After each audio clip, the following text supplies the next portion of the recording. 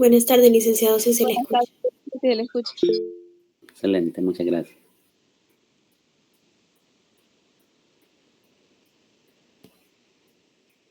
Aquí está Anderson. Nos solidarizamos con Anderson, ¿verdad? Considérenos su apoyo en este drama que está viviendo.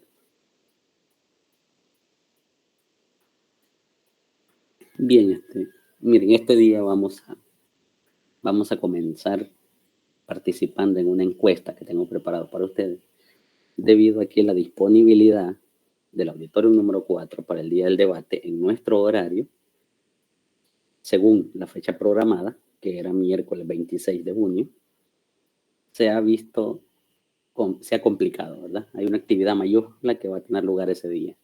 Una actividad que tiene prioridad académica y administrativa, ¿verdad? Creo que es algo relacionado al departamento de docentes. Entonces ya estaba agendado que ese día se reúnen para temas relacionados al fin de ciclo. Entonces nos hemos visto con esa dificultad. Entonces la encuesta va a consistir en que ustedes van a escoger opción A u opción B. Si nuestro debate lo realizamos el miércoles 26 de junio, o sea, el mismo día como lo habíamos programado, a las 10 a.m., junto con el grupo 1 y en contra del grupo 1, como una competencia, ¿verdad?, entre los grupos, cuál estaría interesante,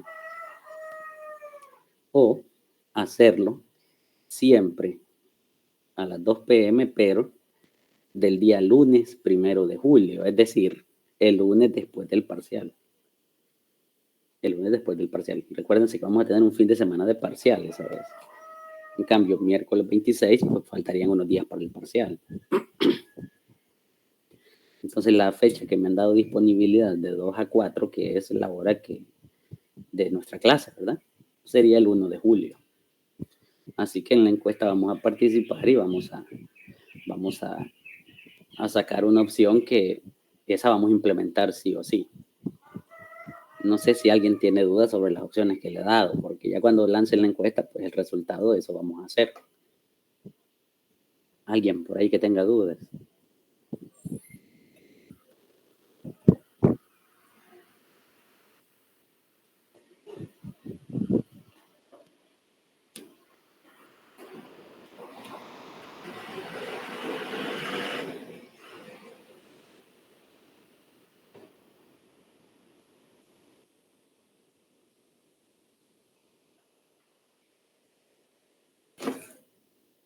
Ok, respondamos la encuesta.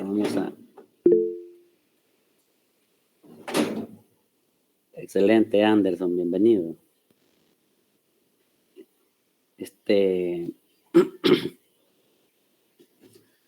Vamos a lanzar la encuesta. Voy a preparar mi cajita musical que me regalaron de aniversario. Cuando la música deje de sonar, la encuesta va a terminar, ¿verdad? Solo tenemos unos cuantos minuticos para responder la encuesta. Ahorita mismo la vamos a... Quiero ver si no tuve algún error. Sí, por ahí va. Adelante, jóvenes, voten.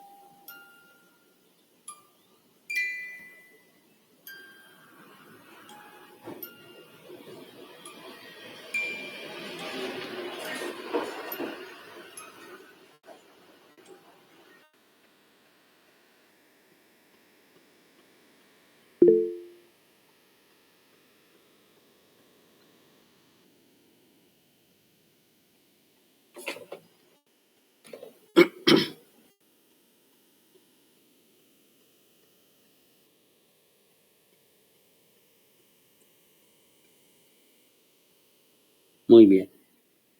Ayúdenme por ahí alguien. Antes, Sombran, ayúdenme, díganme los resultados de la encuesta. Bueno, espérame. A ver.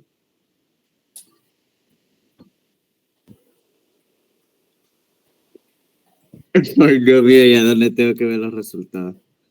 No me aparece, solo me sale que está terminada. Uh-huh.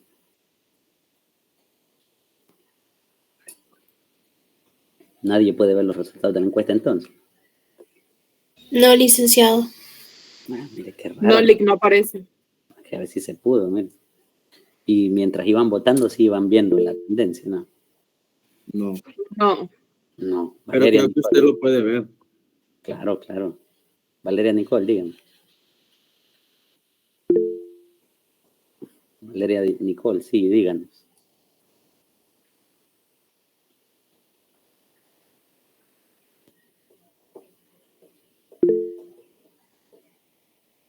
Uh-huh. Yo creo que solo usted que hizo la encuesta puede ver los resultados, Lick. Sí, sí, es cierto.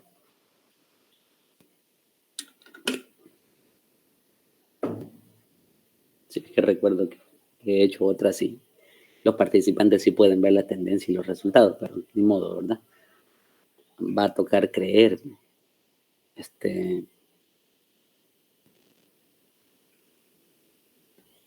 Con 33 votos a favor, se seleccionó que lo vamos a realizar a las 2 p.m. el lunes 1 de julio, solo entre nosotros.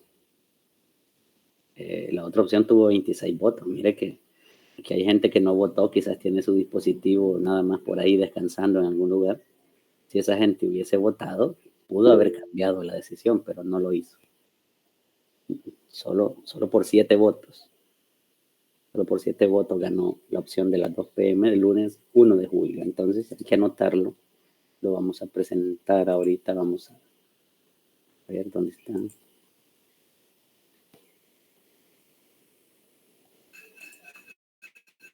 Vamos a presentarlo para definirlo.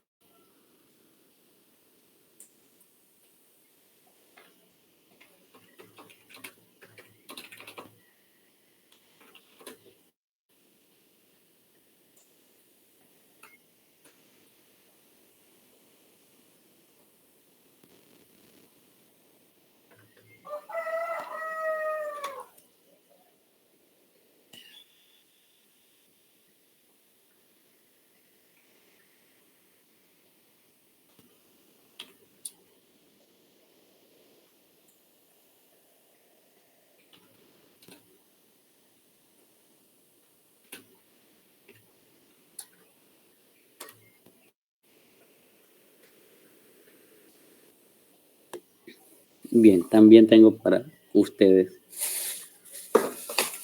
una buena noticia. Y es que hemos sido invitados e invitadas a participar en un foro que ha organizado el otro docente que imparte los otros grupos de esta cátedra. Se va a realizar un foro el día 10 de junio, ¿verdad? Junio. En el auditorio en 4, donde hicimos el parcial, de 1:30 p.m. a 4 p.m. Me imagino que si ustedes tienen clase antes de las 2 p.m., no habrá problema que se unan a las 2 p.m. para no perjudicar a ningún otro docente. Pero sí, 10 de junio, de 1:30 p.m. a 4 p.m. Entonces, desde luego, ese día, pues, clase conmigo no va a haber. Yo voy a estar en esa actividad con una lista de asistencia donde ustedes al llegar me buscan en algún espacio que vean. Sí, no significa que si yo medio me levanto al baño, me caiga en el baño, no. Va a haber su espacio, su momento, ¿verdad? Puede ser al inicio de la actividad, durante, si hay algún entremedio por ahí, algún descanso, algún tal vez refrigerio, con suerte, ¿verdad? O al final. Yo voy a estar durante toda la actividad. Entonces, ustedes me buscan y se anotan en esa lista de asistencia que voy a andar y los va a hacer acreedor a 2 puntos de laboratorio.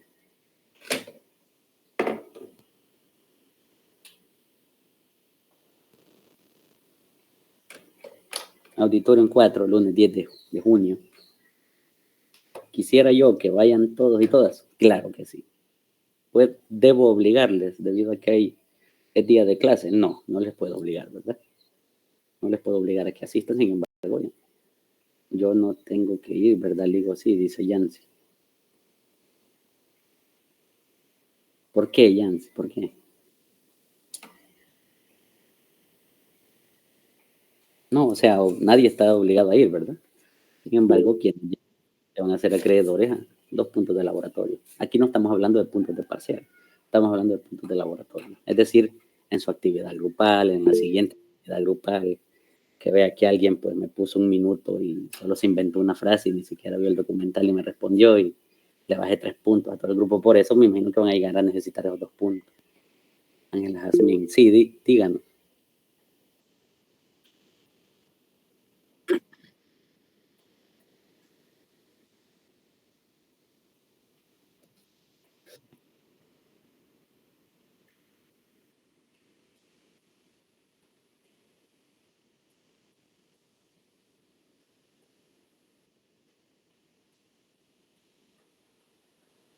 Sí, correcto. Es para ahorita, como actividad de laboratorio, hemos tenido la exposición y vamos a tener la otra. Vamos a tener la otra actividad evaluada. Y pueda que, quiero ver. Sí, correcto. Para la alternativa de sumar puntos en el parcial, la fecha límite es 20 de junio. Atendamos ahí las indicaciones del PDF, ¿verdad? Yo creo que están bastante claras. Y quiero ver. Bueno, suficiente. Ya hice la invitación. Al tener el afiche del evento, que ahorita todavía está en fase de diseño el afiche, al tener el afiche listo, yo se los voy a compartir en el grupo donde van a saber todos los detalles. El tema del foro, quiénes van a ser los ponentes en este caso. Ustedes lo van a saber. Sí, la más cordial de las invitaciones. Ese día, lamentablemente, como no vamos a tener clase, lo vamos a suplir con alguna presentación que ya está en internet. La temática, porque sí, mire, ya no nos podemos saltar sesiones, ¿verdad? Muestra el compromiso en eso es que estoy aquí y me hubiese gustado también cancelar hoy porque no estoy al 100 de la garganta, ¿no? Me hubiera gustado, pero no, ¿verdad? Ya no podemos darnos ese lujo de saltarnos sesiones. Tenemos que cumplir con el programa. Ya estamos vamos a correr, ¿verdad? De aquí al final del ciclo.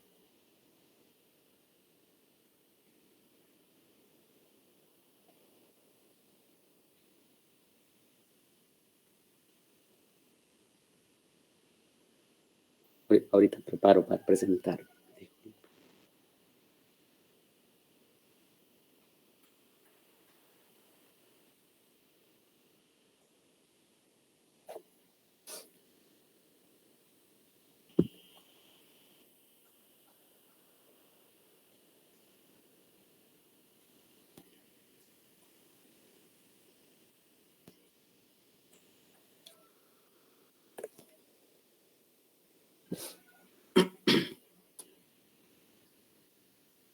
Muy bien, creo que habíamos mencionado y como que a nadie le es claro quiénes son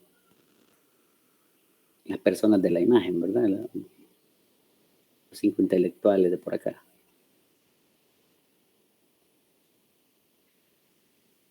O sí, o no recuerdo bien lo que hablamos respecto a esto, la clase anterior.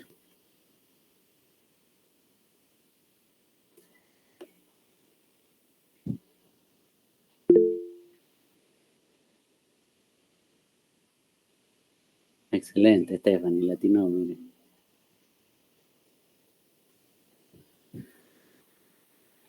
Sí, el primero es Hegel, ¿verdad? Sí, así es, Stephanie. Sí, el 3 es Hegel. Solamente eso conozco. Hegel y Marx, el que está en medio, pero las otras 3 personas no me las puedo. Ya. Sí, el tercero es Gramsci. En realidad, toda la teoría en torno a la ideología socialista no hubiese podido tener validez sin este señor. Porque en Marx se pecaba de un determinismo económico, es decir, él afirmaba que era la realidad económica la que había que transformar y la que iba a determinar la realidad de toda una sociedad.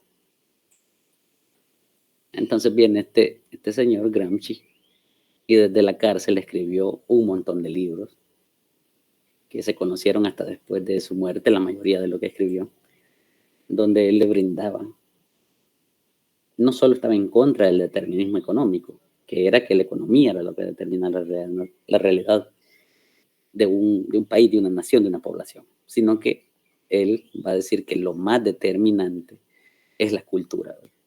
Es a través de la cultura en que se transforma la realidad de una sociedad.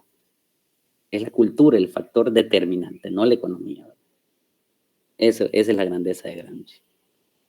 Luego tenemos también 2 mujeres que han contribuido grandemente a toda esta teoría de la lucha de clases, de la estructura y la superestructura. Así es, Catherine Vanessa. Rosa Luxemburgo es una de ellas. Una teoría totalmente cuerda, dotada de nuevos conceptos, categorías conceptuales se habla aquí. En toda esta teoría se habla de categorías conceptuales, ¿verdad? Sin embargo, si usted trata de buscar intelectuales de derecha, mire que en esos intelectuales se habla de conceptos. Aquí se habla de categorías conceptuales, que un concepto engloba otros conceptos, ¿verdad? Un concepto lleva a otros conceptos y así es algo más complejo. En cambio, si usted busca intelectuales de derecha, pues eso nada más le ponen a repetir y a memorizar conceptos que desde luego son los que convienen a las ideologías capitalistas. Usted memoriza, usted se graba y ahí no hay lugar como a discusión, o las leyes son un poco universales, como quien dice, así debe ser en Inglaterra, así debe ser en El Salvador. Sin embargo, estos teóricos son bastante, bueno, representan lo opuesto a esto, pues. Esa sería la definición. Y la quinta, ¿quién es? ¿Quién es la quinta?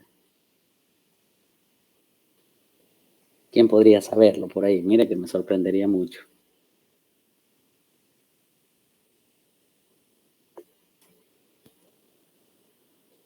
Me sorprendería mucho, ¿verdad? No sé ni qué cosas positivas causarían en mí, quizás hasta se me fuera la gripe de lo feliz que me pusiese si alguien la lograse identificar.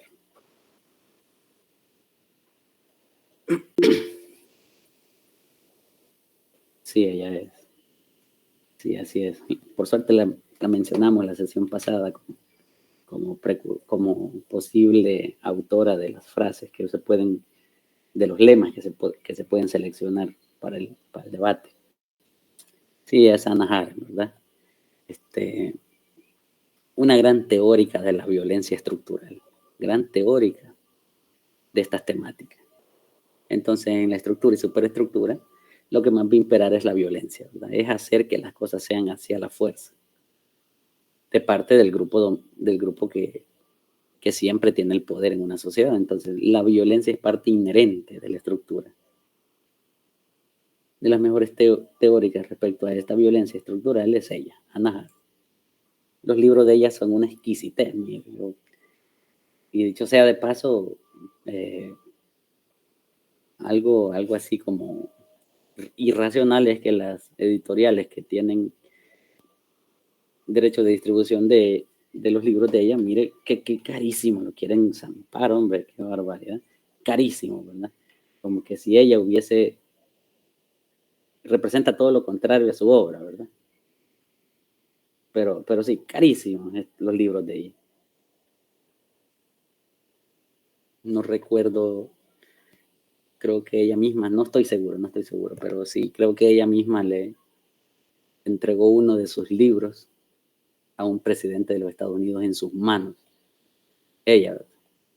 Pero vamos a, yo casi estoy seguro que estoy hablando de ella.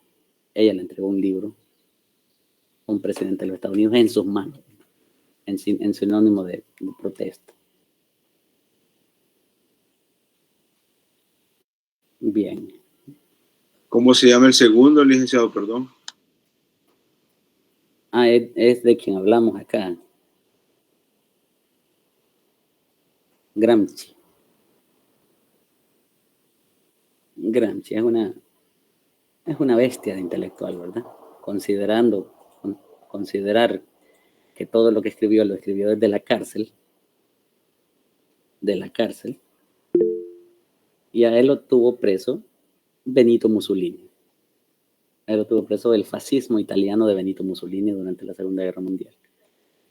Y desde ahí escribió, ¿verdad? Sus famosos cuadernos de la cárcel, que le ha dado forma. Algunos dicen, bueno, vos sos socialista, sos marxista. Mira que no mucho. Todo lo escrito por Gramsci vino a complementar la teoría marxista, ya reducir el socialismo. Un marxismo ya no se puede. Y claro, hay muchos otros autores marxistas. Pero Gramsci puso la joya de la corona en la teoría socialista, al darle ese rol protagónico a la cultura. Es decir, no, es a través de la cultura que las sociedades cambian, ¿verdad? Vamos a ver. Aquí ya pasamos. Ok. Sí, recuerdo los temas incómodos y polémicos que tuvimos que tocar acá, ¿verdad? Para dar a entender que existen ideas y valores que nos tratan de inculcar para mantener la misma estructura, ¿verdad? Es decir, quienes moldean nuestra cultura son estos, ¿verdad? Estos moldean la cultura suya y mía, porque teníamos entre las definiciones de cultura que es cómo hacemos y cómo pensamos, ¿verdad? Ya no solo cómo hacemos, sino también cómo pensamos. Entonces esa cultura del cómo hacemos y cómo pensamos la moldean desde los diferentes instrumentos de la superestructura para mantener la estructura. Gramsci, en palabras de Gramsci, dirán que todos estos moldean la cultura, nos inculcan valores según los intereses de la clase dominante para legitimar todo lo que la clase dominante hace, ¿verdad? Hay cuestiones totalmente fuera de lo racional que para usted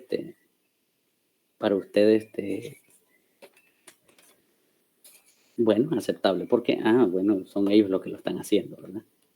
Son ellos los que lo están haciendo, como quien dice, bueno, y son ideas irracionales, hay hasta ideas irracionales, valores irracionales que le inculcan a usted, y como viene desde un montón de direcciones, usted pasa a legitimarlo, como quien dice, bueno, eso debería ser verdad, los intelectuales están de acuerdo con eso, mi pastorillo está de acuerdo con eso, en un canal de televisión vi eso también, mi papá, mi mamá me dice eso, ¿verdad?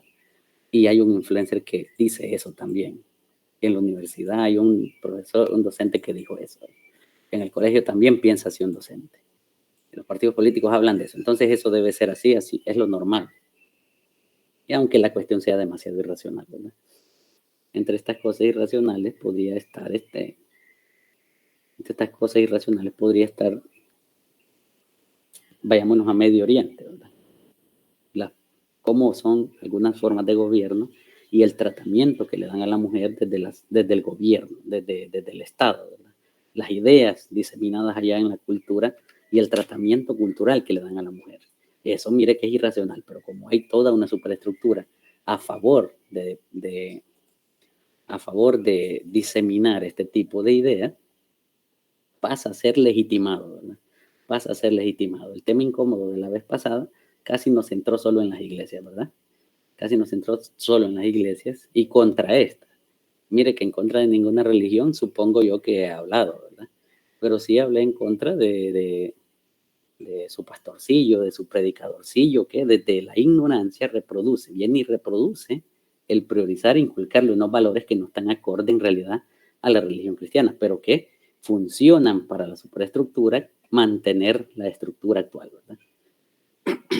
Y legitimar lo que hacen los poderosos, ¿verdad? Legitiman lo que hacen los poderosos, aunque la religión, bueno, contraste demasiado con lo que los poderosos hacen, viene usted y legitima.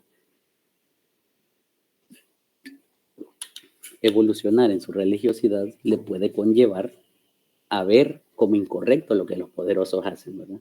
Por eso es que no se cultiva una religiosidad en sí, solo se cultiva una cultura, lo que se le puede permitir de cristiandad, practicar eso se le va a permitir, lo que no, ¿verdad? Es a conveniencia. Usted es tan cristiano como lo permiten los poderosos de este país, ¿verdad? Y legitima lo que los poderosos hacen, ¿verdad? Porque usted dígame, ¿qué cree que pensara Jesucristo del régimen de excepción? ¿Y qué piensa usted? Después viene y me dice si usted es cristiano o no, ¿verdad? Después me dice si es cristiano o no. ¿Qué piensa usted del régimen de excepción? ¿Qué cree que pensaría Jesús de eso, ¿verdad? Jesucristo. Usted hasta después me tendría que venir a decir si usted es cristiano o no, ¿verdad? Porque así distorsionan los valores de una sociedad, ¿verdad? Y de eso se encarga toda esta infraestructura. Usted viene y legitima, usted viene y dice, sí, eso por mí está bien, yo lo veo bien, ¿verdad? Aunque represente algo irracional contra la ciencia, contra su religión, no, eso no interesa. Lo importante es que todos legitimen lo que hacen los poderosos, ¿verdad? Ese es el rol de la superestructura. Suficiente conclusión, suficiente retroalimentación. Vamos a pasar a otra cosa que nos compete.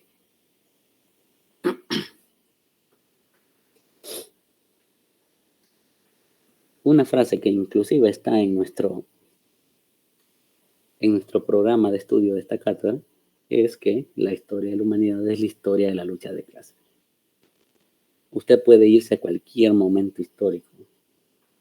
Bueno, a quienes les interesa la historia.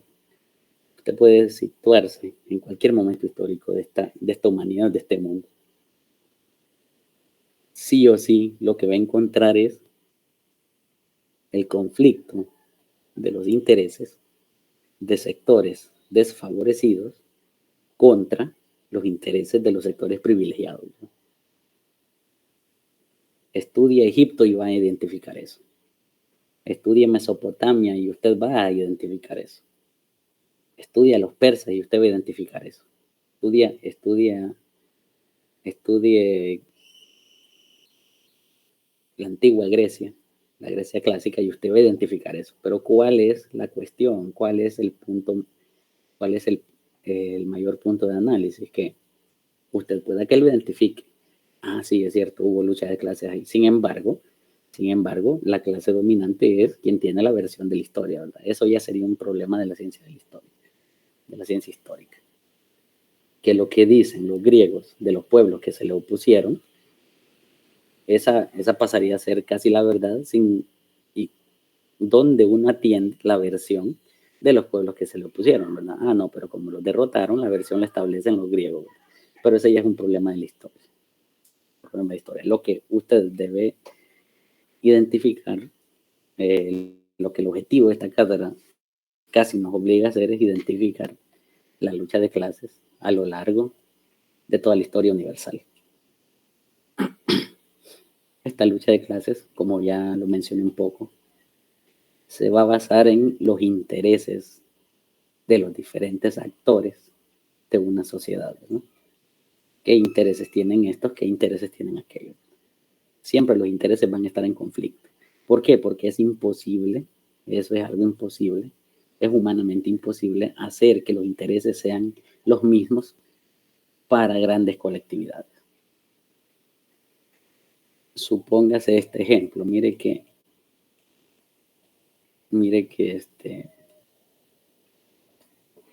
un claro ejemplo de cómo esta diferencia de intereses da lugar a la lucha de clases, da lugar a los conflictos en una sociedad. Puede ser que en época de la conquista de América a nivel latinoamericano en múltiples regiones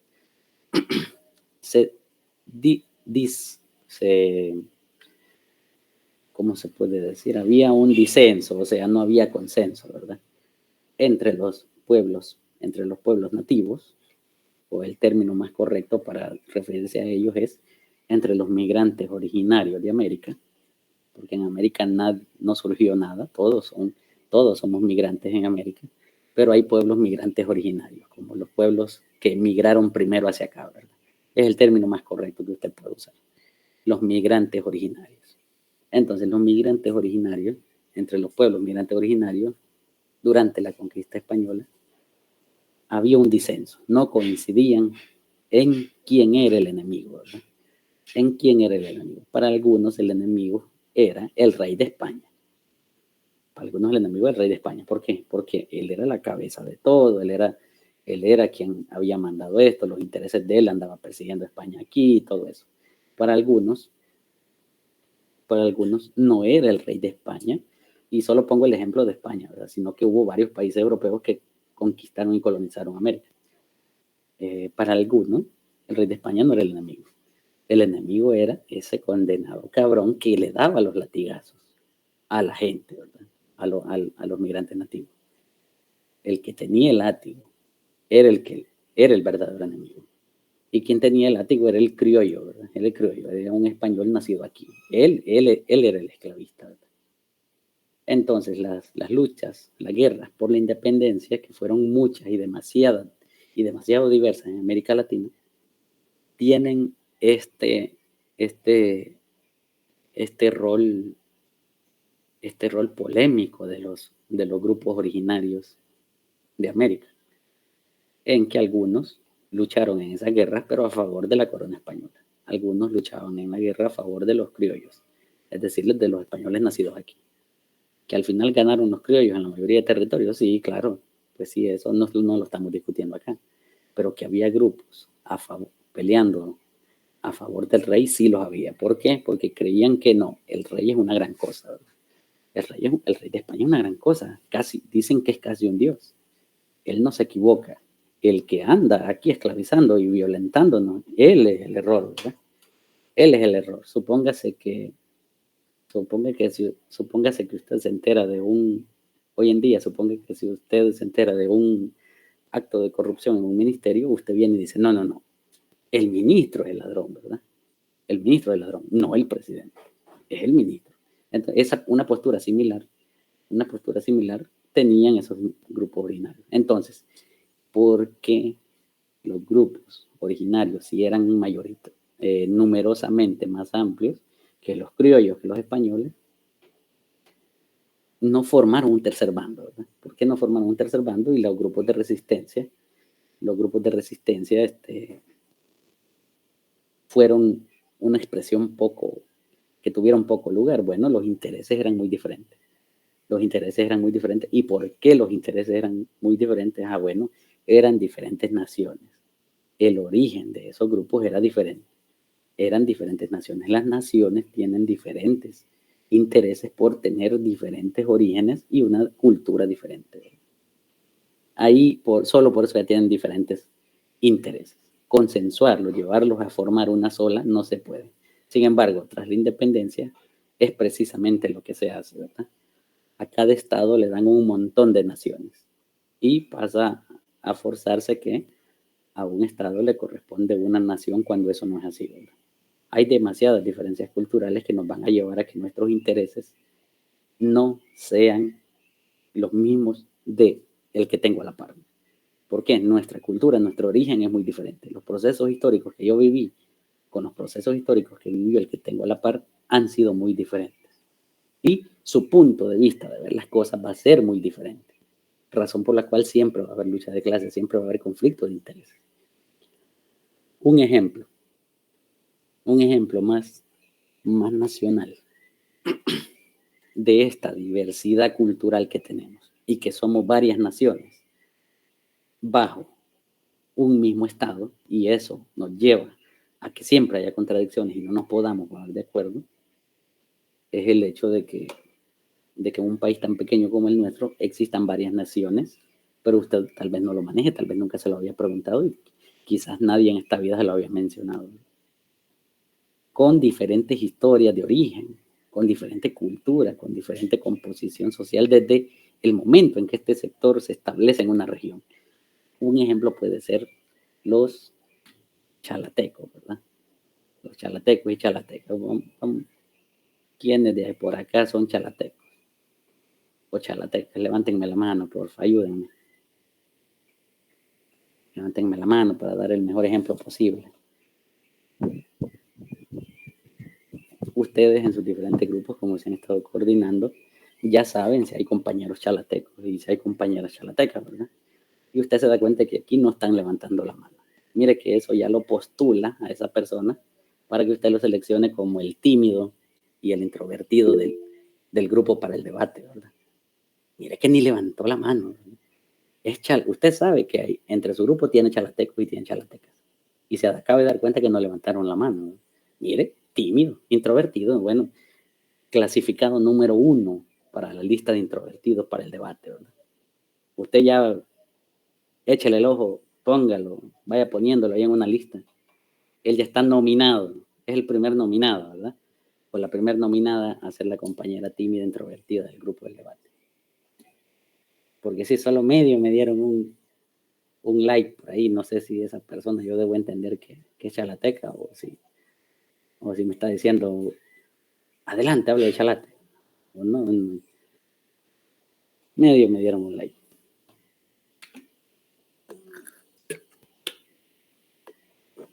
No me vayan a salir con una gran lista, todos los grupos el día del debate y el compañero introvertido y tímido o la compañera, todos sean chalatecos. No, de eso tampoco, ¿verdad? Solo son los nominados al premio.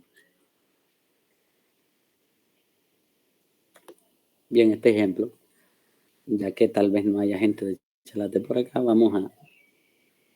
vamos a hacer un poco más con menos decoro de lo posible, ¿verdad? Desde luego, usted fácilmente pudo haber escuchado, darse cuenta o comprobado que la gente de Chalate pues tiene la tez más clara, ¿verdad? En este país. Lo culturalmente difundido es que los de Chalate son chelitos. ¿A qué se debe eso? ¿Será el clima? No, mire, una explicación así de que altos y de ojos de color, vaya, mire. Eso se debe a que en este sector de El Salvador la colonización fue mucho más violenta, ¿verdad? Ahí se establecieron de verdad los españoles, ahí no anduvieron con mestizajes. No es porque se reproducieron más, claro que sí, pero se reproducieron más solo entre ellos, ¿verdad? Con un desdén, con un rechazo al mestizaje. Pudo ser que algún actor político de la época dijera, no, aquí sí no nos vamos a mestizar. El que se ande mezclando genéticamente lo vamos a ejecutar, ¿verdad? Y vamos a ejecutar a la indígena que hay embarazada. O sea, yo no tengo todos los conocimientos de la historia, además la historia se registra hasta después, ¿verdad? Qué chivo fuera que se tuviesen registros detallados del día a día, ¿verdad? Pero no. Mire que los chelitos de Chalate, fácilmente uno puede decir, ¿por qué los chalatecos son chelitos? Porque sus antepasados fueron más asesinos y más reacios al mestizaje, ¿verdad? Porque no solo es que no se mezclaron y no se mestizaron, sino que también eliminaron a gran escala a los pueblos nativos, a los pueblos indígenas. Hubo una eliminación sistemática. Mire que grandes cerros famosos de Chalate son famosos porque tienen algún bosque, son famosos por fresquitos, pero no son famosos porque alojaron a unas civilizaciones ahí. Y sí las alojaron, lo que pasa es que fueron totalmente exterminadas. Entonces, yo creo que del cerro Eramón o Eramón, como lo conozcan ustedes ni siquiera se imaginan que ese cerro tiene historia. Y vaya que la tiene, ¿verdad? Pero era un punto estratégico de control militar de los grupos precolombinos. El súper blanco con ojos celestes, sus antepasados eran españoles. Correcto, Yancy, correcto. Eso podemos decir, ¿verdad? Los antepasados eran españoles que no se mestizaron. Se mezclaron entre ellos. De repente ya no hubo conocimiento de que ellos eran españoles, sino que ellos ya se consideraban salvadoreños, ¿verdad? Porque ya eran como 12 generaciones y ya estos ni siquiera conocían España, ¿verdad? Quizás ni las playas conocían, mucho menos que los españoles habían navegado hasta llegar donde nosotros, ¿no? Ya su abuela, que antes tardó como 50 años en conocer las playas, ¿no? Pero sí, ¿verdad? Es decir, era su abuela salvadoreña, claro, salvadoreña, ¿verdad? En torno a sus antepasados. Sus antepasados tuvieron ese proceso. Ahora bien,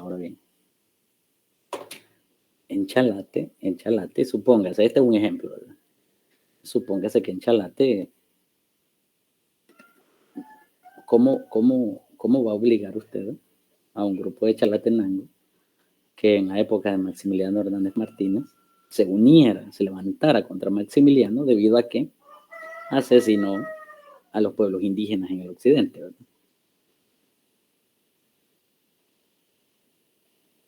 Yo soy de Chalate, pero no soy blanca ni zarca como mi mamá, Brenda Lisset. Vaya, mira. No, pues sí, vaya, no, suficiente, eso no hay por qué ponerlos de ejemplo a ustedes, sino que era necesario. La cosa es que los chalatecos tienen una historia de origen muy diferente, ¿verdad? Muy, muy diferente. Los pueblos, y es algo bien, no, eso ya estaríamos saltándonos el tema. La cosa es que tienen una historia de origen muy diferente y pasaron por procesos históricos muy diferentes, ¿verdad? Ellos no tienen por qué andar sensibilizándose con las causas de los pueblos nativos, de los pueblos indígenas, si en la genética no traen de experiencias vividas de esos contextos. Tal vez lo llevaron la violencia última, ¿verdad? Hubo un exterminio de los pueblos nativos de Corea, pero andarse mezclando, así, andarse socializando, haber vivido la esclavitud de los pueblos nativos, así tal cual, no, ¿verdad? Los procesos han sido muy diferentes, no como en Occidente, que en Occidente, ¿por qué será que en el occidente del país y en el oriente del país no exterminaron a los pueblos indígenas? Uno dice, mire, bueno, licenciado, ¿y será que para eso hay respuestas? Claro que las hay, ¿verdad? Por supuesto que las hay, si no, ¿para qué existirían las ciencias sociales y para qué existiría la historia? Mire que no los exterminaron debido a la complejidad y alta tecnificación de la agricultura que tenían, ¿verdad? Los españoles vieron que eran unos másteres en agricultura, ¿verdad? Oh, qué barbaridad, ¿cómo es posible que puedan sacarle toda esa producción a la tierra, ¿verdad? Qué conocimientos ancestrales más sistemáticos, más complejos tienen estos indígenas de la naturaleza y de la agricultura. Bueno, los vamos a necesitar. Para explotar estas tierras los vamos a necesitar. No los aniquilemos, ¿verdad? No los aniquilemos. Dicho sea de paso, pues el mestizaje se dio claro que no con libertad, ¿verdad? Pero fue una expresión de la dinámica sexual propia de pueblos donde convivían indígenas y españoles, ¿verdad? Indígenas y españoles. ¿Qué le podríamos decir así como en mofa a alguien de tez morena como mi persona, como muchos de los que estamos acá presentes? Bueno, a tus ancestros los esclavizaron, ¿verdad? Sí, por supuesto. Sí, por ahí va la cosa. Tus ancestros vivían de la tierra, sí, por ahí va la cosa, ¿verdad? Si a mí me dicen, tus ancestros, grandes asesinos, exterminaron por los indígenas, sí, también, no por ser moreno, significa que no haya tenido ancestros que exterminaron indígenas, ¿verdad? El contexto del mestizaje no fue un contexto de besos, abrazos, cartas de amor y melodías, ¿verdad? El mestizaje representó otra práctica violenta. Fue la expresión sexual de la violencia de la colonización. Todas fueron expresiones de violencia. El aniquilar a los indígenas de Chalate, pues, una expresión máxima de violencia. No por eso quienes son de Chalate signifique que significa que no tenga genes nativos, ¿verdad? Todas las tenemos. Ángela, Jazmín, adelante.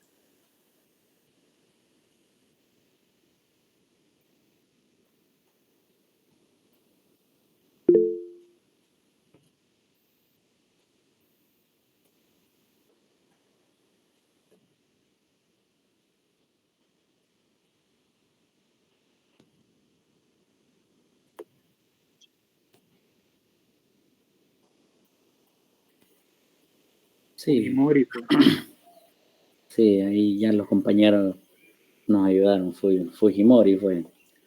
Ahora la hija de Fujimori, pues ahí está queriendo ser presidenta del Perú de nuevo, con uno de sus discursos rancios, violentos, ultraderechistas, discursos casi nazis, mire, y quiere ser presidenta del Perú. Creo que se va a topar usted en la actividad grupal con un material donde una de las protagonistas de ese material es esa sujeta, la hija de Fujimori que quiere ser presidenta del Perú de nuevo a toda costa. No, por supuesto, todas fueron prácticas violentas. Ok, pero a lo que no, el ejemplo de Chalate solo es para brindar un acercamiento a lo que yo me refiero cuando les digo a ustedes que hay diferentes naciones en un mismo país, ¿verdad? Porque hay diferentes procesos e historias de origen de estos poblados. Bueno, no solo, y no nos diferenciamos solo por el color de piel, ¿verdad? No solo los chalatecos no son chelitos y de ojos claros por el clima, claro que no. Mire que hemos tenido años bien helados en todas las partes del país, no porque un embarazo se geste en invierno y el bebé nazca en invierno y en época fría, significa que van a ser chelitos y ojos claros, ¿verdad? Eso es genético, no es por el clima. El clima tendría algo que ver, claro, pero pasando milenios, ¿verdad? Pasando eones completos, el clima moldearía las características fenotípicas como el color de piel. Entonces, el ejemplo es para que usted identifique que hay naciones con diferentes orígenes. En este caso, la nación chalateca, llamémosle así. ¿Qué significa? Compartir un origen común y algunas características culturales. La nación occidental salvadoreña. La nación oriental salvadoreña, los migueleños, su propio desarrollo histórico, vivieron sus propios procesos, poseen su propia cultura. Muchas de las expresiones están en el lenguaje, ¿verdad? Que no lo pueden, algunas palabras no las pueden incorporar tal cual nosotros las hemos incorporado, debido a sus raíces genéticas. Creo que un grupo, el grupo que mejor, hasta volví a ver esa exposición, créanme, la del grupo de las dictaduras en América Latina, no, sí fue una magistralidad que tuvimos en esta clase. Mencionó lo de la guerra del Perejil, ¿sí o no? No sé quién está por ahí que mencionó lo de la guerra del Perejil.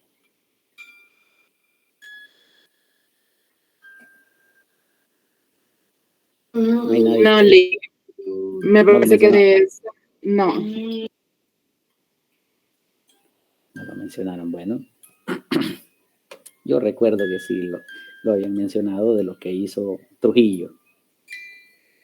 Bueno, mire que esa guerra del Perejil, o si fue parte de la historia de República Dominicana, no recuerdo bien de qué manera lo mencionaron, vaya, o me estoy equivocando, pero había una mentada guerra del Perejil ahí en el Caribe que era para diferenciar dominicanos de haitianos. Entonces, en las selvas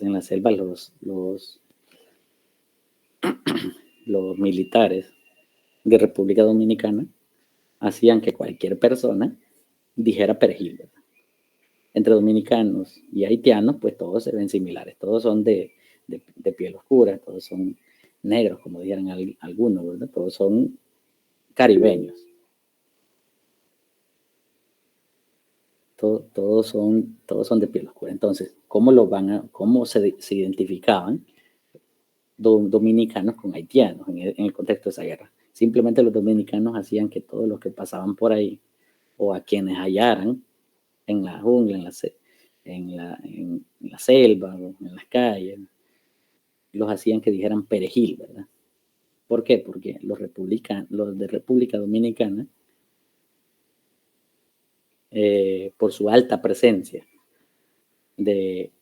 por su larga historia con la colonización española, ellos sí pueden decir perejil. En cambio, los haitianos pueden aprender a decir perejil, pero no les sale bien. No pueden decir perejil de igual manera, ¿verdad? Debido a que a los haitianos los colonizó Francia, ¿verdad? Entonces, la presencia de determinados grupos de civilización, algunos sugieren que en la zona oriental de nuestro país hubo bastantes ibéricos. ¿Qué significa ibéricos? Yo no sé si ustedes lo tienen un poco claro, ¿verdad? Los peninsulares, ¿verdad? Los peninsulares se dieron en mayor rasgo, en mayor cantidad. Pues los peninsulares eran una no distinción entre españoles y portugueses. Entonces, por eso es que el lenguaje de la población del oriente del país se ha visto influenciada por esos, bueno, que algunas palabras no las pueden decir igual que nosotros. Creo que forzándose, tal vez les salga un poco igual, ¿verdad? Pero es normal. Distintos procesos de distintos sectores poblacionales al interior de un mismo país. Y siendo un país tan diminuto como este, ahora se imaginen los grandes países, ¿verdad? ¿Cómo se da esta cuestión? Imagínese Perú, imagínese Colombia, cómo se va a dar esta cuestión, esta diferenciación de varias naciones al interior de un mismo país, y cómo se va a hacer que estas naciones al interior de un país estén de acuerdo con todo. Brasil, imagínense, no, hombre, una complejidad tremenda, ¿verdad? Una complejidad tremenda. Ni entre pueblos indígenas van a consensuar sus intereses, ¿verdad? Todos tienen intereses muy diferentes porque esto obedece a la cultura. Ahora en este país, y entonces, al haber una superestructura tratando de diseminar sus valores, los valores de la clase dominante en nosotros para que legitimemos, para que les digamos que sí, para que creamos que lo que ellos hacen está bien. Ante esta gran diferencia de intereses, gran diferencia de procesos históricos, sí o sí lo que va a dar lugar es a conflictos, ¿verdad? Va a dar lugar a conflictos, a divisiones. Sí, para intentar cambiar esto, también igual. Para intentar cambiar esto o cambiar la estructura, igual va a haber grandes diferencias de intereses entre múltiples sectores. Supóngase que en el país hay departamentos donde la migración no es un fenómeno tan amplio como en otros departamentos. ¿Por qué? Dice uno. ¿Por qué puede llegar a ser esto? Mire, los factores son varios. Pero entre estos hay uno bastante significativo, que es la presencia o no de zonas industriales. Es decir, bueno, empleo no es lo que falta, ¿verdad? En las zonas industriales, grandes ofertas de empleo. Claro, en unas condiciones a veces más precarias que otros empleos, pero empleo hay, ¿verdad? Es como que si cada vez ahí dicen, bueno, mis opciones se cierran a medida que yo ya gaste las opciones dadas. Una de las opciones dadas son las plantas industriales que hay en algunos departamentos. Pero hay departamentos en que no hay zonas industriales. Entonces, consensuar a que todo el país mantenga una postura similar en torno al problema de la migración, eso es algo muy complejo, ¿verdad? Por los mismos procesos que viven estos diferentes sectores. No todos tienen la misma experiencia, ¿verdad? Porque no todos viven en un mismo entorno con las mismas características. En América Latina somos similares desde la diversidad. Similares desde la diversidad. ¿Por qué similares desde la diversidad? Similares porque son países altamente violentados, ¿verdad? La violencia ha estado a la orden del día desde hace un montón de siglos y no lo originaron los españoles, ¿verdad? Ya las grandes civilizaciones que dominaban América Latina, la guerra era uno de sus medios para controlar territorios, la guerra era uno de sus medios para incrementar sus recursos, ¿verdad? Incrementar sus privilegios, por así decirlo.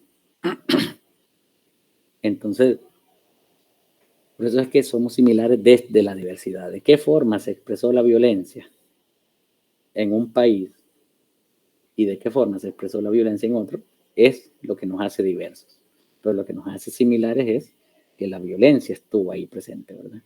Hemos sido violentados desde hace un montón de tiempo, ¿verdad? Hemos sido violentados desde el origen de nuestras civilizaciones.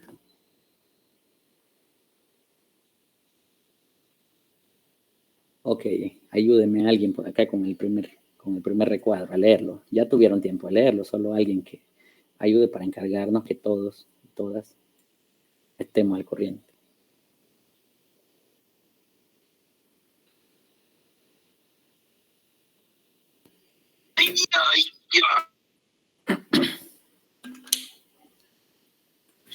¿Cuál recuadro, profe? Licenciado, quiero decir, Dios mío. El primero. El primero. Bueno. La ley de la negación de la negación. Esta ley expresa la unidad dialéctica que existe entre lo nuevo, lo que niega o sustituye a lo viejo, a negación, y la vuelta al pasado, la repetición de lo viejo, la negación de lo nuevo por lo viejo, la negación de la negación. ¿Sigo hasta ahí? El círculo azul, lea. Ok. La negación de la negación no significa un retorno al punto de partida, sino un avance hacia una forma superior de existencia. Por tanto, no es una ley mecánica y lineal, sino dialéctica y espiral, no siendo dogmática e inmutable, sino crítica y creadora. Muy bien. Nuestro tercer punto de análisis, si vamos a estudiar la lucha de clases a un nivel superior, ¿verdad? Si lo estamos estudiando a un nivel superior aquí, mire que ya cursamos el bachillerato, tal vez algunos hicieron tesis en el bachillerato, algunos tal vez no, algunos tal vez salieron de un colegio altamente exigente en cuestión de tareas, tal vez algunos salieron de un instituto público altamente exigente en cuestión de pruebas escritas, o sea, el sistema educativo es muy diverso. Pero aquí estamos en un escenario superior. El punto de análisis para estudiar la lucha de clases involucra la dialéctica hegeliana. Esta es filosofía pura y dura, ¿verdad? Creo que ustedes llevan una materia de filosofía. Yo creo que no les han mencionado a Hegel, pero aquí sí se los vamos a mencionar. O con suerte sí ya se los mencionaron, porque la filosofía hay que verla en proceso, ¿verdad? Comenzar con Sócrates. Comenzar, si es posible, con Sócrates, Platón, pasamos a Aristóteles. Y así, ¿verdad? De una forma progresiva. Pero aquí la dialéctica hegeliana es la que nos va. De aquí tenemos que partir, no podemos darle un preámbulo previo. Esta negación de la negación hay que ejemplificarlo para comprenderlo de mejor manera. Supóngase que nos aparece por aquí en algunos pasajes que lo nuevo sustituye a lo viejo. El ejemplo lo vamos a poner con el liberalismo burgués. ¿Qué es el liberalismo burgués? ¿En qué se diferencia el liberalismo burgués del capitalismo? ¿Y en qué se diferencia el capitalismo del neoliberalismo que ahora tenemos? Mire, Si usted quiere, no lo diferencia en nada, ¿verdad? No es pecado decir que todo es lo mismo, que tienen los mismos lineamientos, solo que uno se ha podido aplicar en algunas regiones con mayor o menor resistencia. Pero hablemos de las revoluciones liberales, las revoluciones culturales que le preceden a la revolución liberal. De hecho, es algo de lo que Gramsci decía, que la revolución burguesa no hubiese sido posible si antes no le hubiese precedido una revolución cultural como lo es el Renacimiento y la Ilustración. Ahora vamos a poner en discusión lo del Renacimiento. ¿Por qué se denominó Renacimiento? ¿Quién está por acá que lo sepa?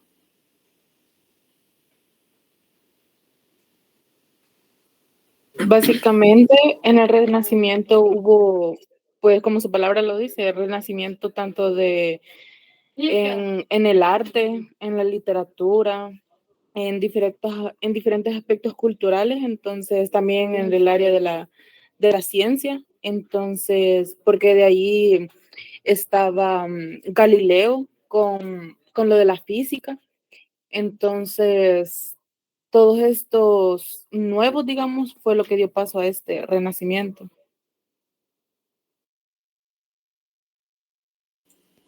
Vaya, está bien, solo vamos a complementarle para efectos que nos sirva, que nos ilustre para el ejemplo que vamos a poner. ¿Por qué se le llamó Renacimiento? Mire que era el renacer de todo lo que los liberales o burgueses, póngale, era el renacer de todo lo que los liberales o burgueses consideraron positivo de los griegos y los romanos. Después de como 1000 años, dijeron, no, hay que traer a la actualidad, ajustarlo a los contextos actuales, pero hay que traer de nuevo la grandeza de Grecia, la grandeza de Roma. Traigamos de nuevo lo que, mire que ahí en Grecia se hablaba de un volado, y ese volado nos puede servir a nosotros los liberales, a nosotros los burgueses. ¿Cuál es ese volado? Mira, aquí lo hallé, mira en este libro. Léeme qué dice. Democracia. Ah, traigámoslo de regreso. Claro que sí, eso nos va a servir. Traigámoslo de regreso. O sea, obedeciendo a sus intereses, a sus necesidades primordiales, como sector dominante, como sector que quería hacerse con el liderazgo de Europa, como ideología, como ideología emergente, o sea, era una ideología que luchaba contra la corriente. Puede hacer que usted a alguien de izquierda de repente le salga, no, hombre, vos estás perdiendo tu tiempo ahí, vos con tu ideología estás luchando contra la corriente. No, en su momento también los liberales y burgueses lucharon contra la corriente, ¿verdad? Mire que esa estructura de la edad oscura, de la edad media que se había armado era un monstruo completo, ¿verdad? ¿Cómo desmontar todo eso? No, mire, si así, es que de eso se tratan las revoluciones, ¿verdad? ¿Cómo desmontas eso? ¿Cómo cambias la estructura? ¿Cómo influís en la cultura, en la superestructura de forma tal que la estructura cambie? Entonces, ok, esa democracia nos va a servir debido a los intereses que tenemos. ¿Cómo decís? 3 poderes. ¿Cuáles 3 poderes son? Ya.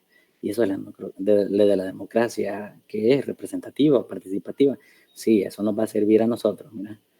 Eso nos va a servir. Así nosotros nos convertimos en los representantes. Ok, bueno, traigamos la democracia de regreso.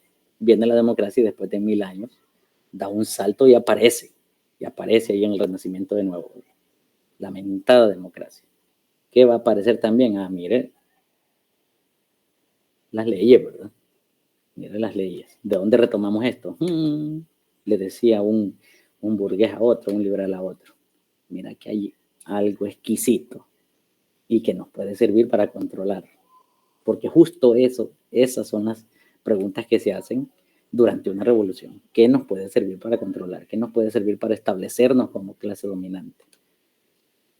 No hay nadie que haga una revolución para pasar a ser la clase dominada. No hay nadie que intente hacer una revolución para pasar a ser el sector con menos privilegios. Nadie, ¿verdad? Eso es una contradicción humana. Usted quizás esperaba ver a que cualquier personaje famoso de la izquierda con la mínima gota de poder, quizás usted lo esperaba que se mudara a alguna caverna, ¿verdad? Que se mudara a alguna caverna, que se mudara a alguna champa de palma, ¿verdad? Que quizás fuera al baño en una letrina básica, en una letrina sin ningún sistema de higiene. Creo que usted hasta cierto punto quizás así quisiera, para entender más fácil, para comprender más fácil qué es alguien de izquierda, qué es alguien revolucionario. Pero mire que, déjeme decirle que los privilegios de una época no pueden extinguirse, ¿verdad? No pueden extinguirse. Mire que ya los inodoros, mire que ya la cerámica ya existe. Mire que ya ya los edificios de varios pisos y los rascacielos ya existen, ¿verdad? Usted no lo va a sacar, usted no va a sacar eso de la estructura. Usted va a hacer la revolución para llegar a ser la clase privilegiada o la clase dominante en ese entorno. Entonces, pero sigamos en contexto. Mira que yo vi algo exquisito. El derecho romano, eso nos va a servir para dominarlo, va a servir. Excelente, retomemos el derecho romano, ¿verdad? Hasta el día de hoy, lo que usted conoce como leyes, lo que usted conoce como derecho, tienen una mayúscula influencia del derecho romano clásico, hasta el día de hoy. Pero hacía como 1000 años que no se hablaba de derecho romano. El derecho romano ya ni se le paraba balón, porque se pensaba que era lo más absurdo que existía.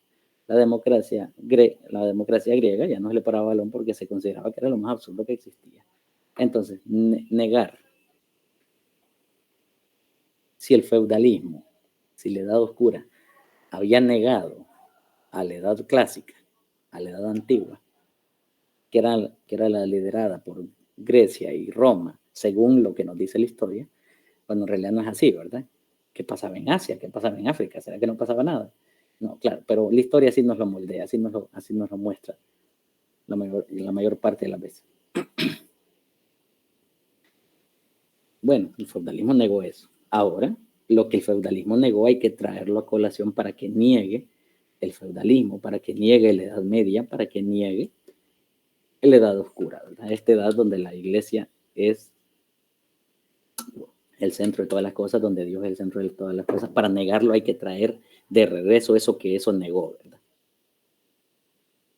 Y ocuparon el derecho romano, ocuparon la democracia griega. A eso se le llama renacimiento. Hasta el día de hoy, Washington, D.C., la capital estadounidense, máximo símbolo del liberalismo y la burguesía, tiene un diseño renacentista, dicen algunos. No, tiene un diseño según las capitales griegas, ¿verdad? Según las capitales griegas. Y así muchas otras capitales del mundo traen a colación cuestiones antiguas porque representa una herramienta para dominar, una herramienta para echar a andar tu ideología, ¿verdad? Por eso es que dice el círculo que nos leyó Anderson Brown, ¿verdad? La negación de la negación no significa un retorno al punto de partida. No significa que después de la Edad Media, a la puchica, retrocedimos hasta la época clásica de Grecia y Roma. No. Hubo un avance hacia una forma superior de existencia, ¿verdad? Las revoluciones implican esto. Un avance hacia una forma superior de existencia, pero superior ¿en qué sentido? Superior en el sentido de las necesidades del momento, ¿verdad? Es decir, este sistema nos va a suplir las necesidades que no nos suplió el anterior, ¿verdad? Los problemas del sistema anterior se solucionan trayendo este nuevo sistema. Entonces, bien, el feudalismo negó aquello, viene el liberalismo, viene el capitalismo y niega al feudalismo, es decir, lo sustituye, pero utilizando cuestiones de lo que el feudalismo negó, ¿verdad? Lo que había sustituido y decían, no, bueno, mire que funciona. No sé si hasta ahorita me he dado a explicar esto desde luego es complejo, esto es filosófico, ¿verdad? No es que yo sea filósofo, nada que ver, ¿verdad? Entusiasta, sí, por supuesto.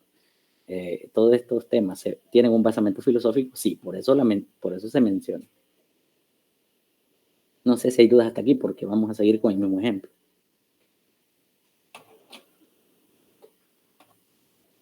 dudas, comentarios. Todo claro, Lick.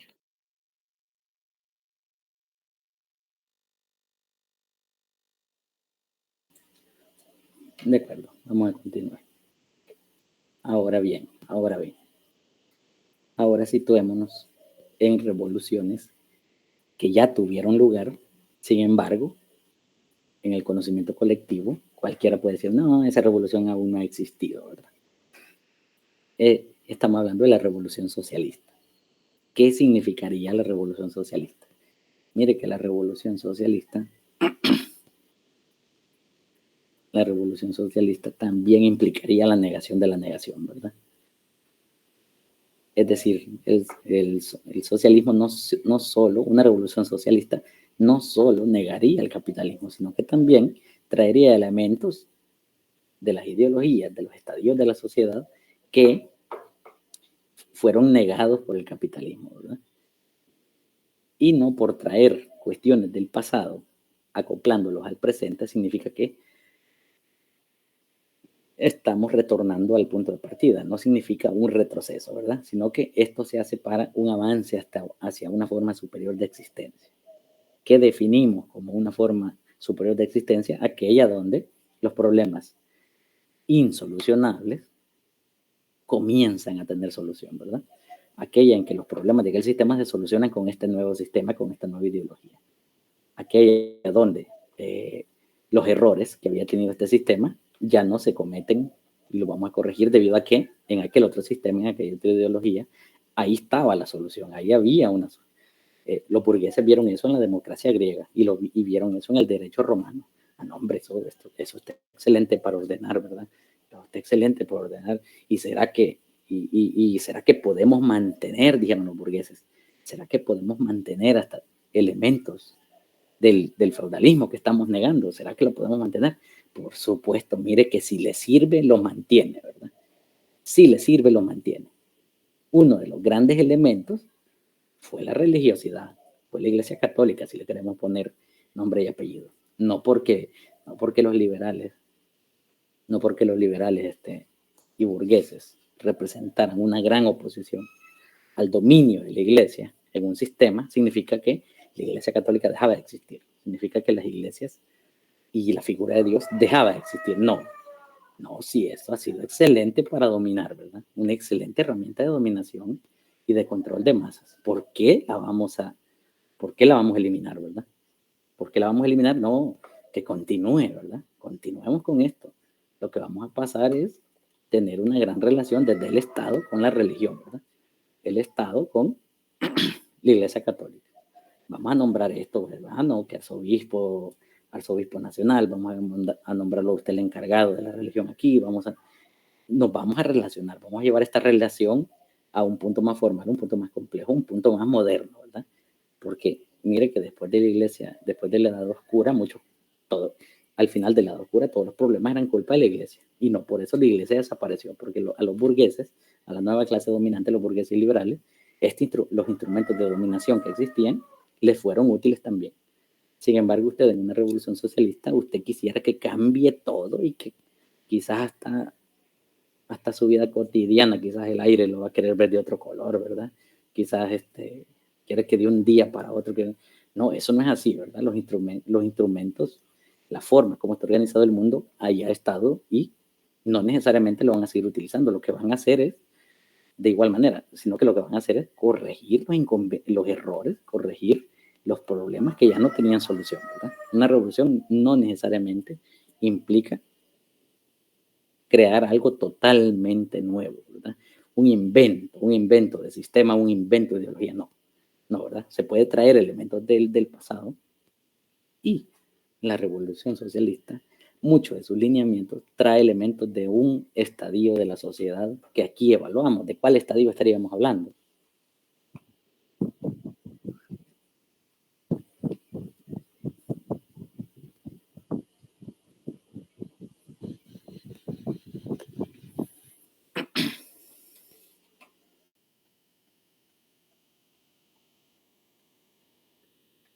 Fijándose que el capitalismo se basó en la fisiocracia, que es la explotación del medio ambiente para generar riqueza, Mire que la revolución socialista trae ese elemento, ¿verdad? Ese elemento de sostenibilidad del medio ambiente, de conservación medioambiental. Enfoques colectivistas, tan colectivistas como de la ideología de la comunidad primitiva. Y no por traer enfoques de la ideología primitiva significa que vamos hacia atrás, ¿verdad? Sino que eso nos puede servir para una forma superior de existencia. Ese respeto por el medio ambiente ya es necesario. ¿Debido a qué? Debido al error del capitalismo. Ese error que consiste en explotar los recursos naturales y poner en jaque los recursos naturales cuando el capitalismo depende de la explotación de los recursos naturales. Entonces ahí como que se ha habido un error. Para corregirlo vamos a traer estos elementos de la ideología primitiva, de la comunidad primitiva. El respeto por el medio ambiente. Cuando hablamos de comunidad primitiva, usted no solo debe de ponerse a pensar en hombres peludos adentro de cavernas, no. También usted puede ponerse a pensar en los pueblos precolombinos de América Latina. Son como expresiones de la comunidad primitiva. Mire que esos pueblos tenían un irrestricto respeto hacia el medio ambiente, hacia el entorno y la naturaleza. Ellos consideraban al río extensión de su ser, al árbol extensión de su ser, y había que cuidarlo porque yo soy el árbol, yo dependo del árbol, yo no me voy a hacer daño a mí mismo, yo no daño al árbol, ¿verdad? Yo estoy viendo esos animales, yo soy ese animal, yo no le voy a hacer daño a ese animal, ¿verdad? El bosque, no, yo soy el bosque me da esto, me da alimento, me da resguardo, me da no sé qué más, yo soy el bosque, no le voy a hacer daño al bosque, ¿verdad? Un enfoque colectivista de sentirse uno con el medio ambiente. Sentirse uno con el medio ambiente, eso dicen los loquitos. No, mire que podría llamársele loquito en aquel momento, ¿verdad? Pero a raíz de la crisis medioambiental que nos ha traído el capitalismo, eso ya deja de ser algo tan loquito, ¿verdad? Algo tan loquito. Entonces, ese respeto por el medio ambiente es necesario que venga con el nuevo sistema que revolucione el sistema capitalista actual. Es necesario, es imprescindible que venga un elemento parecido a ese, ¿verdad? El respeto al medio ambiente. Y acuérdese que la ideología de la sociedad primitiva, de la comunidad primitiva, giraba en torno a las necesidades.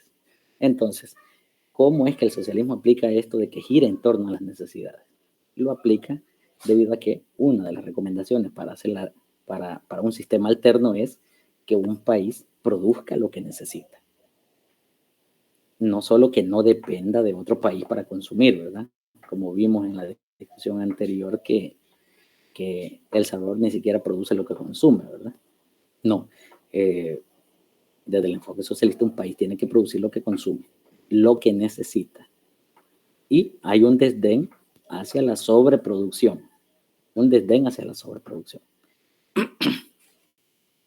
Así era la comunidad primitiva.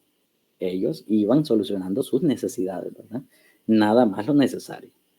De repente apareció el excedente de lo que hablamos, ¿verdad? Pero gestionar sus necesidades. Un país debería hacer eso, ¿verdad? Gestionar sus necesidades. Ahora bien, bueno, eso, la comunidad primitiva dependía de lo que proveía la naturaleza, ¿verdad? Eran recolectores y eran cazadores. Significaba que su sustento estaba determinado por lo que la naturaleza le proveía.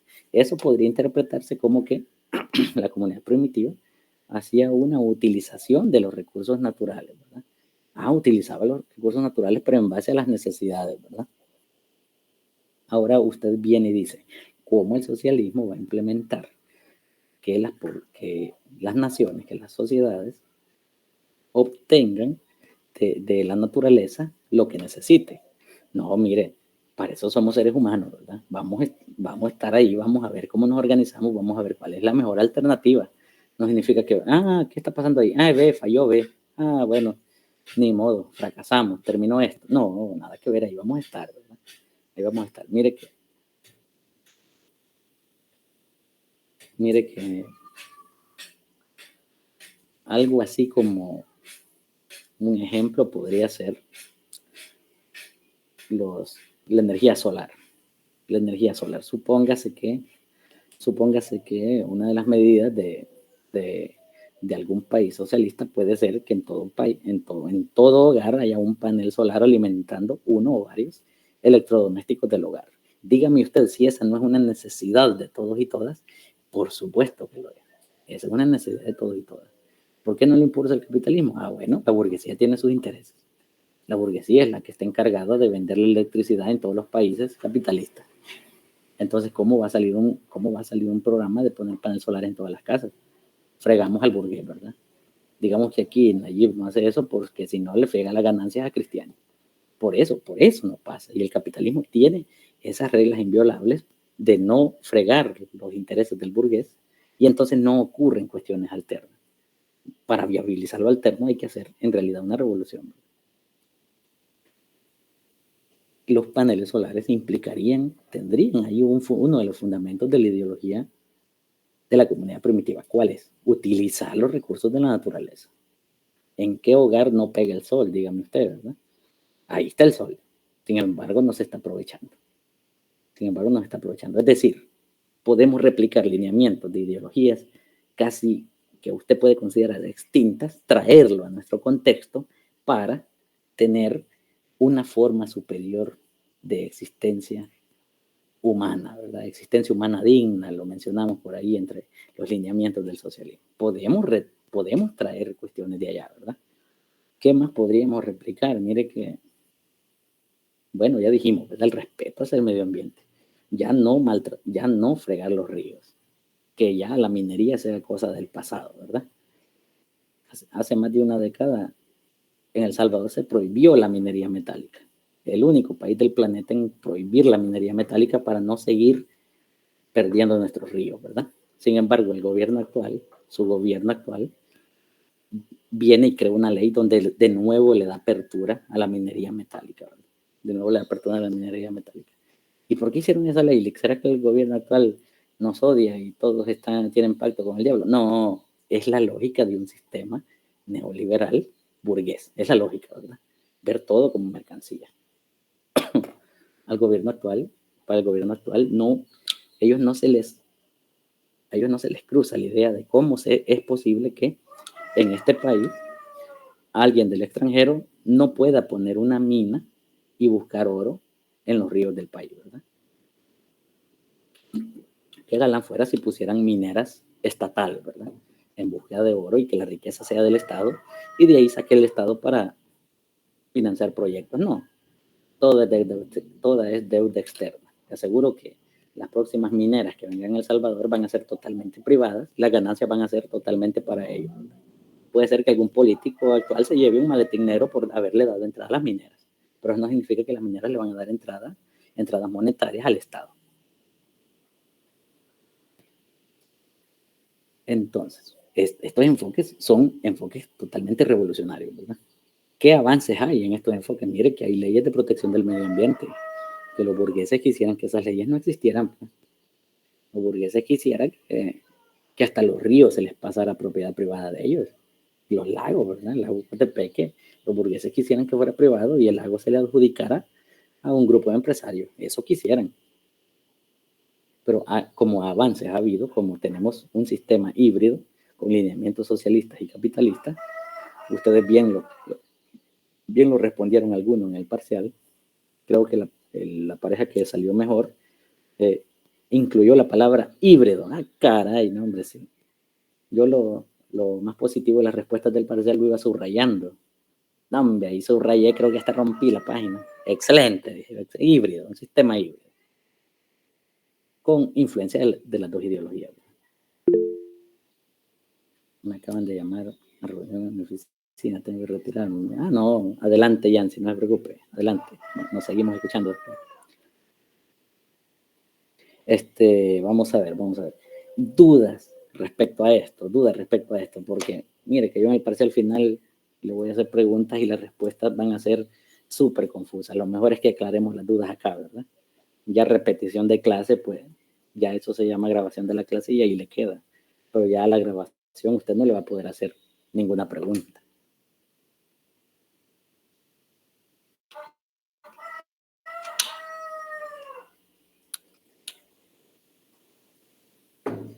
Y mire que del parcial final ya no va a haber alternativa.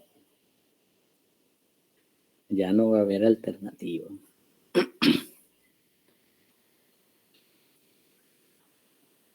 Y puede hacer que las preguntas sean un poco rígidas, ¿verdad? ¿Qué era la negación de la negación para Karl Marx, verdad? Ya ahí no es una cuestión de que analice críticamente, porque así fue este parcial y tuvimos los resultados que tuvimos, ¿verdad?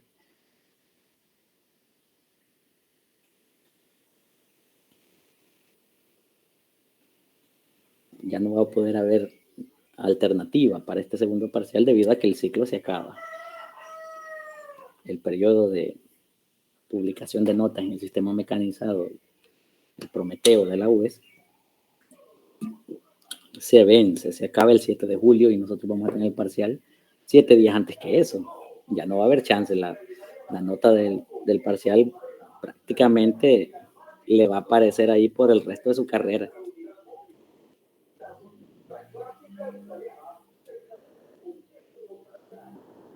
Tiene que quedar un poco claro, ¿verdad? Si no hay dudas es porque quedó claro. Rosalena, adelante, un gusto. Muy buenas tardes, licenciado y compañeros. Una consultita, ¿será que todas estas diapositivas usted nos las va a facilitar, licenciado, para poder nosotros estudiarlas o transcribirlas, no sé? Por supuesto.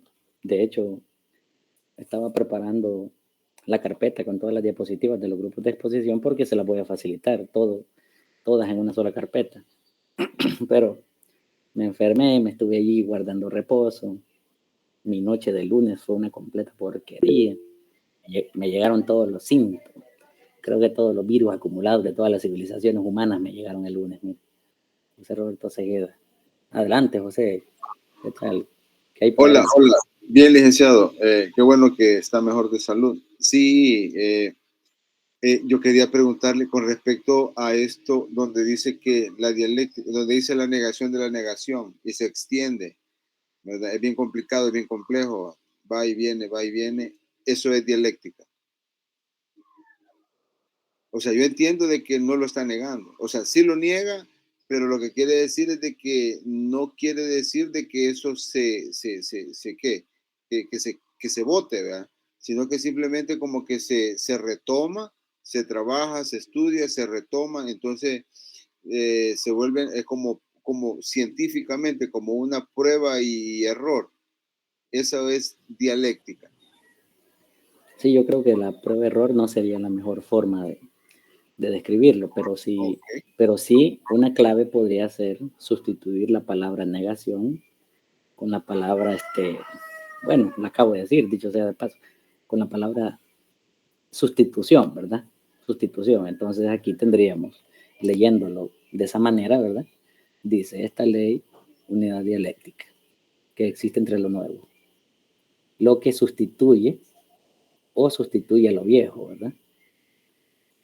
Es la negación. Y la vuelta al pasado es la repetición de lo viejo, es decir, que lo viejo viene y vuelve a sustituir a lo nuevo, ¿verdad? La negación, la sustitución de lo nuevo por lo viejo es la sustitución de la sustitución. O sea, trate de sustituir ahí esa palabra negación por sustitución por si a usted le llega a dar como un panorama más amplio, una comprensión más sencilla de lo que es la negación de la negación. Desde luego esto es filosófico, ¿verdad?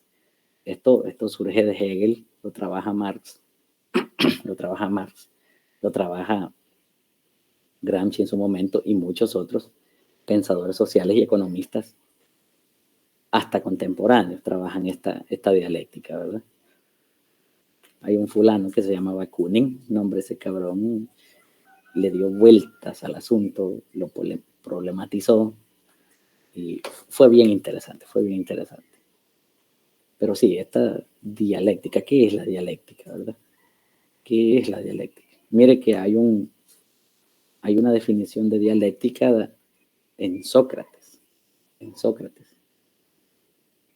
No sé si ustedes ya lo vieron, ¿verdad? No sé si ustedes ya lo vieron.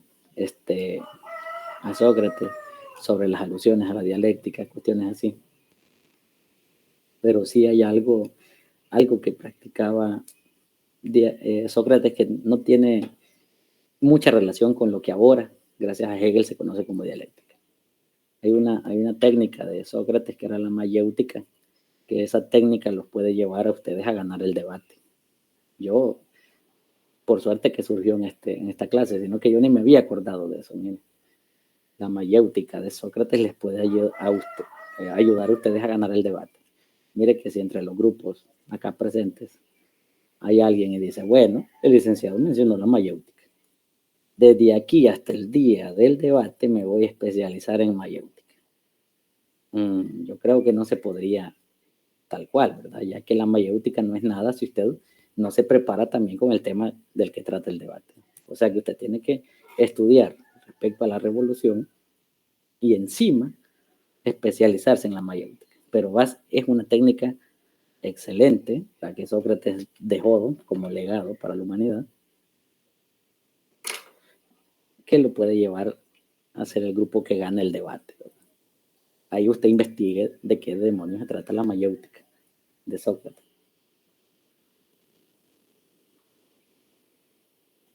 Muy bien. Bueno, si no hay dudas, tendría que haber comentarios. Porque mira, esta negación de la negación, esta dialéctica, no crea que solo los socialistas lo ocupan, ¿verdad? Esto lo ocupan, esta es como yo le digo, ¿verdad? Es como yo le digo, usted mete la historia de la humanidad a una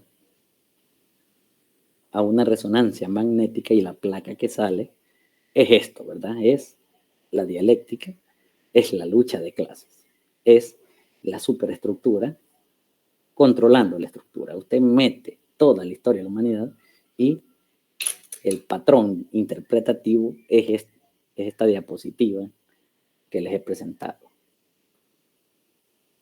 No, por eso es que no solo lo van a ocupar los socialistas, ¿verdad? No solo lo van a ocupar los socialistas.